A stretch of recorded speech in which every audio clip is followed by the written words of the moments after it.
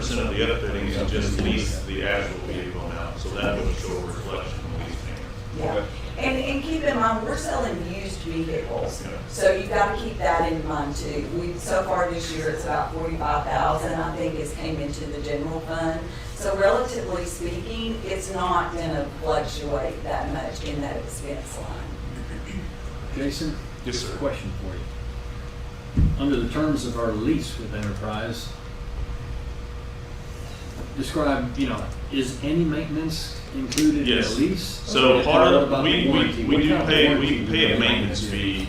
There is a maintenance fee attached within that lease payment, which includes basic maintenance. So like our oil changes and stuff like that.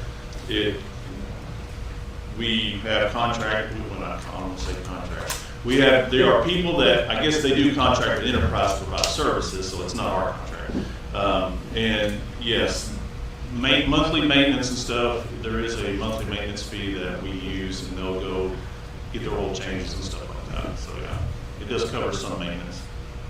Okay, so what doesn't get covered that results in a maintenance budget of? A lot of that's our older fleet that's not on the Enterprise program now. Still got a fleet. They track that stuff for us. I mean, our entire fleet's tracked through the Enterprise system, so we can see what it's going to Next cost. question is on the warranty. I mean, what's covered on the warranty? How long does the warranty Well, I mean, last with the lease? Basic same warranty every other person gets with a vehicle. Well, I'm just wondering, because you guys are kind of hard on equipment. So that's why we're looking at a 4-year transition. We've gone from 3 years to 4 years, just trying to help minimize the actual increase in cost. Right. But we want to keep our vehicles under 100,000 miles. We've gotten lucky. Our last transmission came out, we were 100 miles short of 100. We're at 99,900 miles. We said, do not drive one more mile on it. And we got that transmission paid for in our powertrain. So transmissions are the hardest thing on us. Chevrolet is notorious for not having really great transmissions, especially those 18, 19 years. I had a truck in DPS that was 18, 19. I lost the transmission in that one. They just had bad transmissions for a couple of years. And those are the ones we're really taking hits on right now. So, and if we can keep them under 100,000 miles, they're covered under powertrain. So that's a $6,000 to $7,000 expense per vehicle that we can try to maintain. Keep them under 100,000 will also increase the trading value. Increase the trading value. The sale value. And we've seen that. I mean, we've talked about the fleet that our one vehicle got totaled. We purchased that vehicle at roughly $37,000. Of course, there were government incentives on that Tahoe at the time, and the insurance payout on it was roughly a little over $42,000. So there was actually a market increase in the value of that vehicle, and that vehicle was set to be traded in too. So I mean, you see that depending on the market, there can actually be increased values from the original price. So, Jason, a couple months ago, you and I and the sheriff had talked about these Tahoes being hard to get. yes, sir. Has anything changed, y'all? Confident we're still gonna be able to get them? Yes, they're starting to get better. We are actually looking at adding a different model to our fleet. Like I said, we currently have Chevrolet's putting out a police package Silverado pickup truck, crew cab pickup. We have one on the ground now that we'll stick out in the field and see how it works. And in this 3 that we're supposed to acquire this year, there's 2, right? You got 2 more in this? 2 in the Tahoe, right? Yeah, yes. So we'll have 2 more Silverado police package vehicles on the ground. So if those vehicles work, then we'll have another option as far as a patrol vehicle. So we can then mix match our fleet and hopefully get stuff a little better. What's the comparison in price? Same. So a Tahoe or a Silverado pickup now runs about $54,000 to purchase. And then of course upfitting has gone up to $37,000. So we're roughly into a vehicle of about $87,000 to $90,000 per unit now. Okay. Where 3 years ago, the Tahoe that got totaled, we bought that one for $34,000 and we upfitted it for just shy of $20,000. So that's when we say a 47% increase. We've gone from roughly $60,000 to a little over $80,000, for upfitting and purchase of Tahoe. Throw my numbers around. General comment, my last is I would support the judge, the 8 vehicles. because we need to get rid of these old vehicles that are, the maintenance on them. Kill us. So that's, I mean, and that's what we're looking at. Hopefully we can, that maintenance line item can drop dramatically once we kind of have under a maintenance program. Don't worry about powertrain warranties, engine issues and stuff like that. I mean, that did kill us this year, so. And the sheriff is very diligent about every time there's a thunderstorm comes through, we're driving vehicles to the ag barn about 3 times a week. So we're trying to minimize the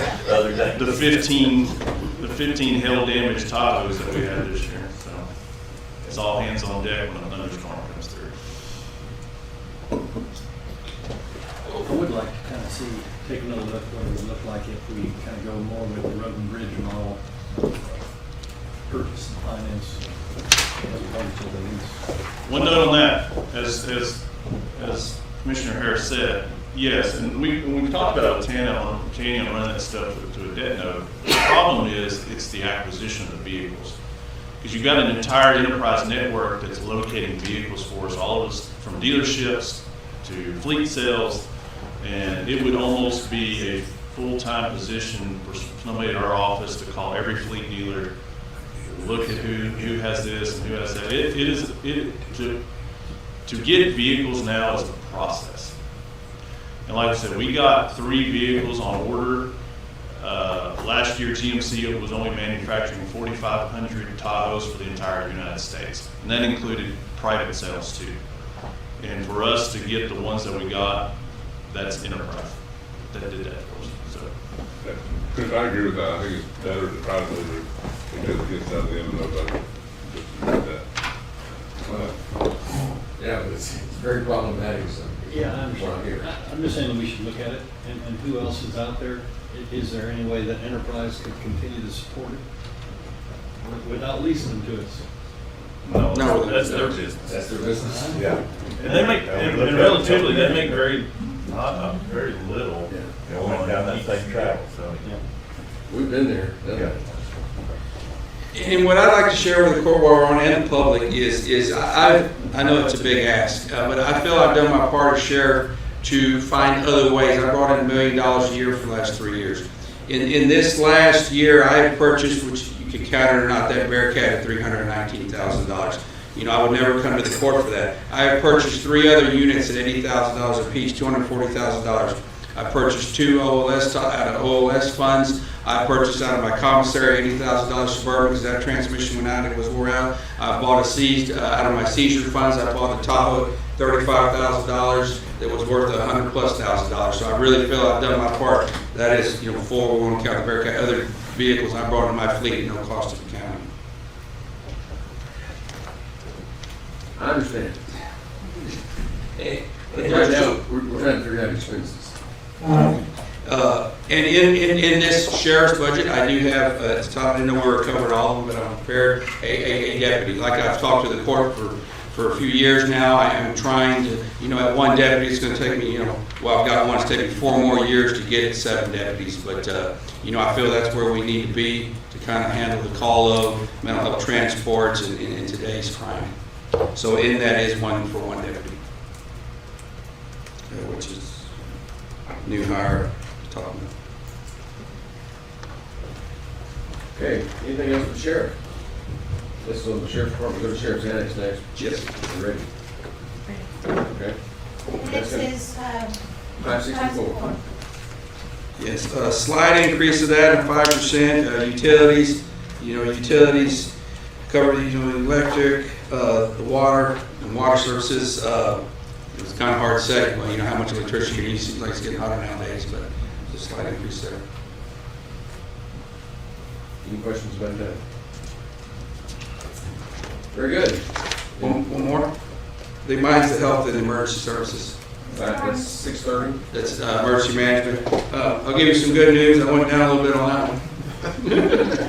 Not much, but yeah, we went down. That's about 10,000.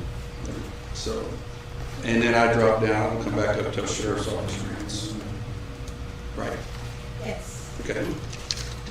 Or, you wanna go ahead and do them, or Which ones? these grants? He has, Fund 76, Okay.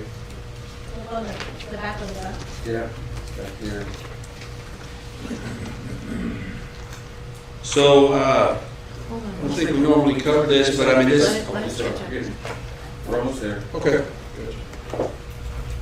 Okay, Fund 76. That is It's a grants. That says SE 22. Now, I have Operation Lone Star here. So there's two things going on. Okay. So for your grants, you got Operation Lone Star, Operation Stone Garden, and then the Senate Bill 22 is all in this same. Okay. And so Operation Lone Star is a grant, and generally, we do not, I don't know the ending date of Operation Lone Star, but it's either 9:30 or later. So we don't go ahead and budget that at this time, because we don't know if we're even going to receive the grant. I don't think the grant's been, We haven't renewed.